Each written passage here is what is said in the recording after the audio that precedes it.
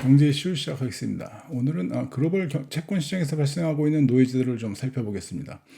여기서 많이 얘기하고 있죠. 겉으로는 이제 뭐 얘기하고 있는 것들이 유가 상승이나 뭐 인플레이션 뭐 이렇게 얘기를 많이 하고 있습니다.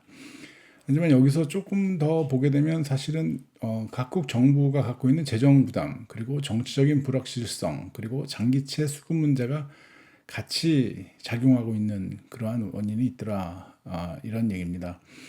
그러니까 뭐 전쟁 끝나게 되면 금리가 갑자기 뭐 하락할 것 같은 그런 착각은 피해야 된다, 이런 얘기입니다.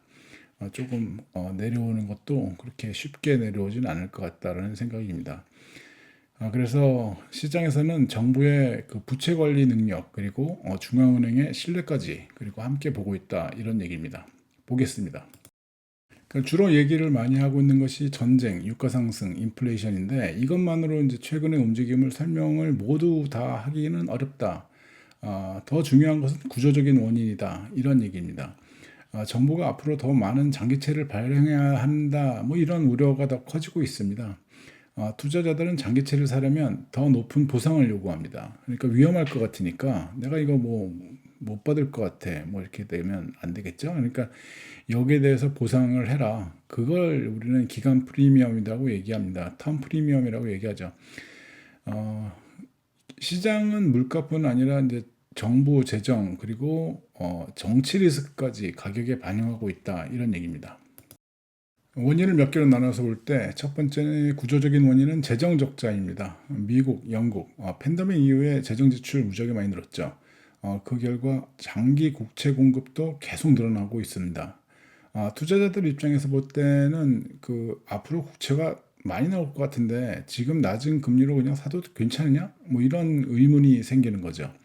일본도 마찬가지입니다. 일본도 이제 긴축 방향으로 움직이려고 하긴 하는데 정부는 여전히 대규모 지출 압박을 받고 있습니다. 지금 경제 살려야 되니까.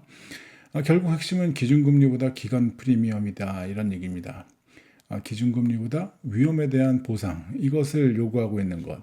그래서 장기채 사는데 더 높은 위험 보상을 요구하고 있다, 이런 얘기입니다. 두 번째 요인은 정책 신뢰가 약화되고 있는 그러한 문제입니다. 중앙은행이 물가를 잡으려면 독립성이 상당히 중요하죠. 그런데 정치권이 만약에 금리 인하를 압박한다. 근데 시장은 중앙은행이 끝까지 물가를 잡을 수 있을까? 이런 의심을 하게 되는 거죠. 금리 인하하게 되면 당연히 물가 못 잡을 텐데, 그러면 뭐 얘네들 금리 인하 뭐 안 하게 될 텐데, 뭐 이런 생각하고 있는 거고, 이게 과연 어떻게 될까? 정부에서는 계속 압박을 가하고 있고, 트럼프를 보게 되면 그렇죠. 그래서 이런 것들이 이제 뭐 그 장기 인플레이션에 대한 기대를 더 높이게 되는 거죠. 앞으로 인플레이션 더 높아질 것 같으네. 뭐 이런 생각도 여기에서도 나타나게 되는 겁니다. 결국 장기 금리가 더 올라가게 되는 그러한 것이 나타나게 되고, 또 다른 문제는 미중 무역 갈등, 그리고 관세 리스크가 있습니다. 관세 높아지게 되면 글로벌 공급망 비용 올라가고 있는 거고, 성장 둔화되는데 물가는 계속해서 떨어지지 못하는, 계속 높아지는 이런 상황. 이게 이제 채권 시장에 좋지 않은 조합으로 만들어질 수 있다라는 얘기죠. 이건 뭐 진행되고 있는 과정입니다. 중요한 건 여기에 또 있습니다. 세 번째 요인인데요. 초장기채에 대한 수급 문제입니다. 장기채를 살 투자자가 부족해지고 있다. 누가 사냐? 이거 살 사람이 없네. 이렇게 되는 거죠. 미국 재무부의 조달 금리는 과거보다 더 높아졌습니다. 중앙은행이 최종 매수자 역할을 줄이면서 시장 부담이 더 커진 거죠. 중앙에서 더 이상 못 사니까 이거 시장에서 어떻게 해? 이렇게 뭐 사야 되는데, 근데 이제 시장에서는 뭐 누가 삽니까? 일본이나 뭐 중국이나 이런 데서 사야 되는데, 일본에서도 국채 금리가 오르게 되면 일본 투자자들은 해외 장기채를 덜 사게 되겠죠. 일본 거 그냥 사면 되지. 오히려 일본에서 지금 그 미국 국채를 팔고 있습니다. 매도하고 있어요. 그러면 금리가 더 올라갈 수밖에 없는 상황입니다. 그래서 그동안에 이제 일본의 보험사, 그리고 연기금 같은 경우는 미국 유럽 장기채를 아주 많이 매수하는 그러한 중요한 매수자였죠.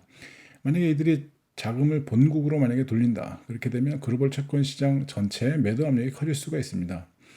엔캐리, 트레이드 다시 뭐 이제 들어가는 거, 뭐 이런 것 갖고 또 이제 지난번에도 한번 얘기했지만은 또 이런 문제 나타난다. 뭐 이런 얘기하는 거죠. 그 영향은 주식시장 그리고 신흥국 자금 흐름으로도 이어지게 됩니다. 그래서 문제다 이런 얘기죠. 국가별로 보게 되면 상황이 조금씩 다르죠. 미국이 글로벌 금리 상승의 아주 진원지가 되는 거죠.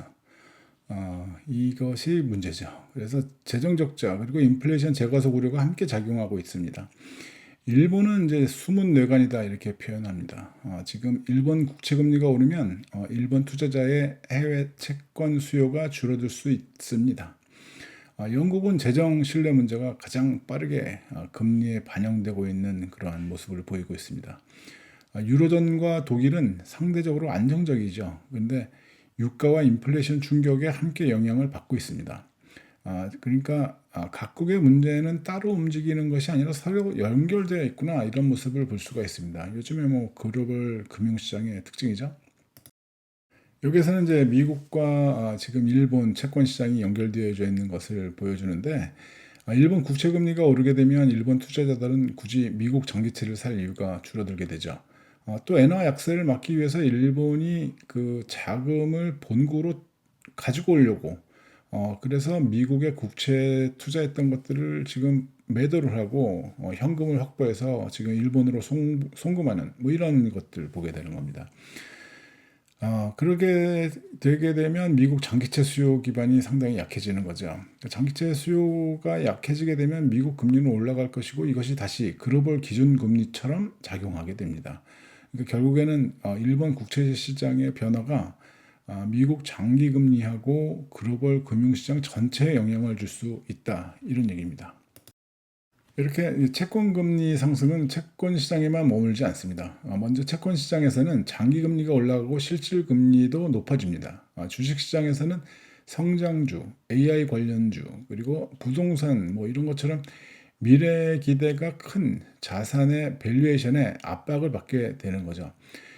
지금 뭐 그 달러 유동성의 선호가 된다고 한다면 신흥국에서는 자금 유출이 나타날 수 있습니다. 그러니까 신흥국에서 자금을 빼나가는 거죠.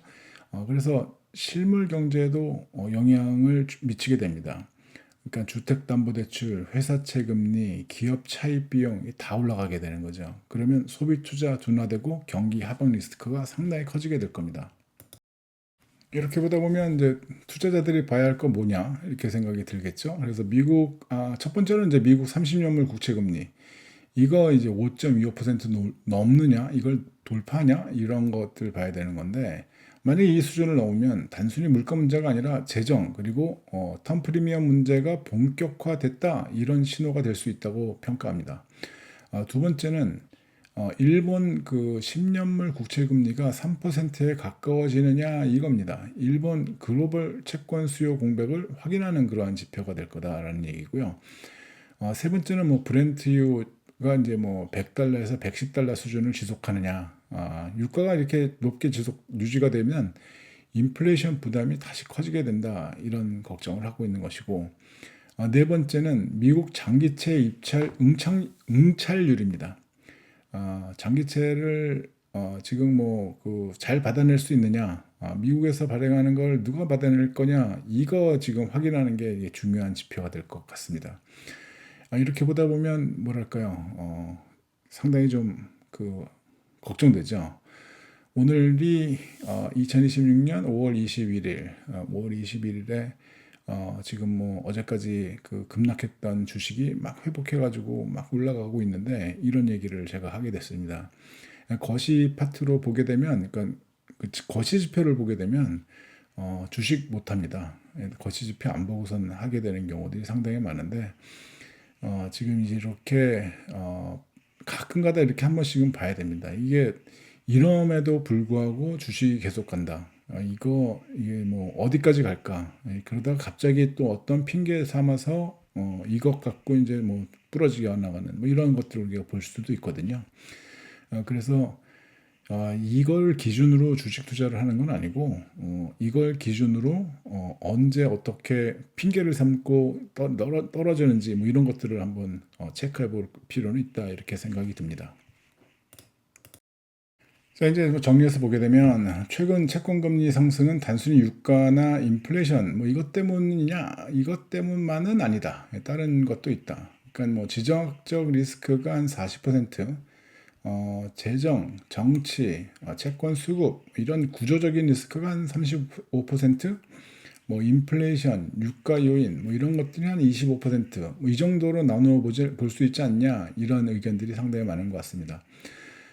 따라서 유가가 안정되더라도 장기 금리가 바로 급격하게 내려가는 것을 기대하기는 상당히 좀 어렵다 이런 생각이 듭니다. 글로벌 중앙은행이 모든 채권을 사주던 그런 시대는 이제 끝나가고 있습니다.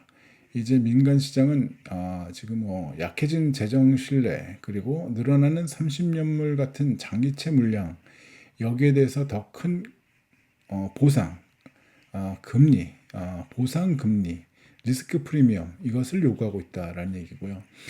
앞으로 채권 시장은 단기 물가보다 재정에 대한 신뢰도 그리고 정치적인 안정성, 장기채 수급 뭐 이런 것들을 더 중요하게 볼 가능성이 커진다라는 얘기입니다.